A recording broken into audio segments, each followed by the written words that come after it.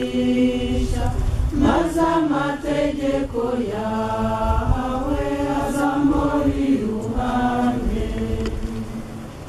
Yesu bamwambura imyambaro ye. Turagusenga Yesu, turagushima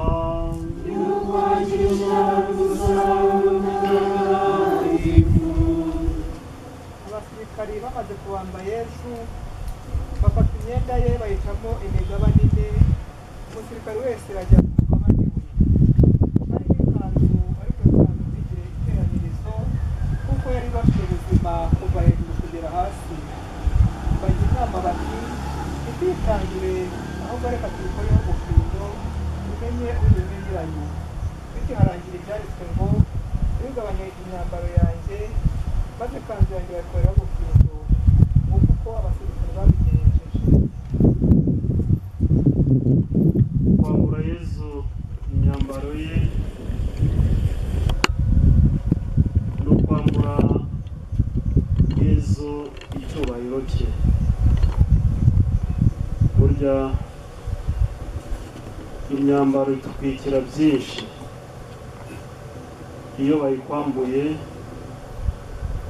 usigara nta cyubahiro na kimwe ufite.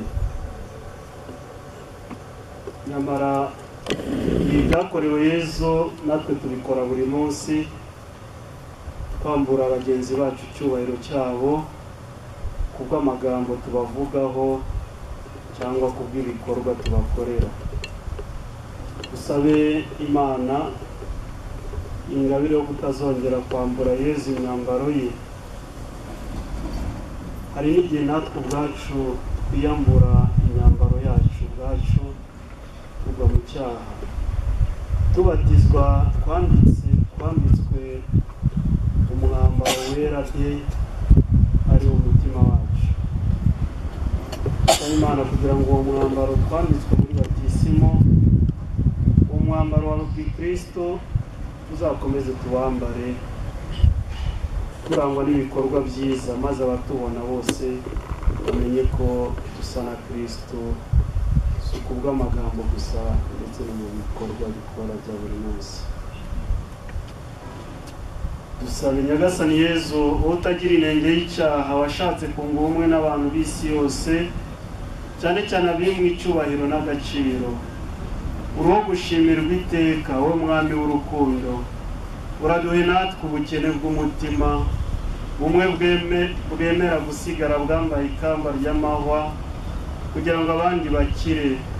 Bwa bundi wishimira kwambara urukundo gusa, ukarwambika abavandimwe barwambuwe na bagenzi babo ubundi iteka ryose.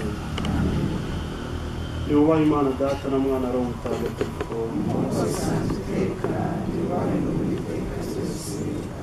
Nyagasani utubabarire. Abakristo bapfuye